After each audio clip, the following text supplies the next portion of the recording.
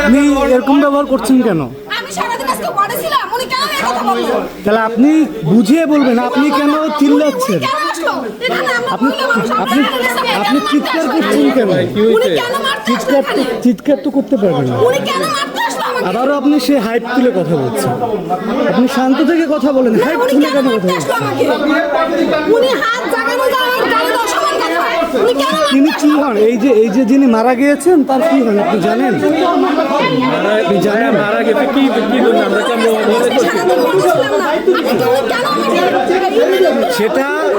সেটা হচ্ছে আপনারা যদি এখানে চিল্লাচিল্লি করেন, এখানে যার স্বজন যারা আছেন তারা চিল্লাচিল্লি করতেছেন, মানে আপনারা যদি করেন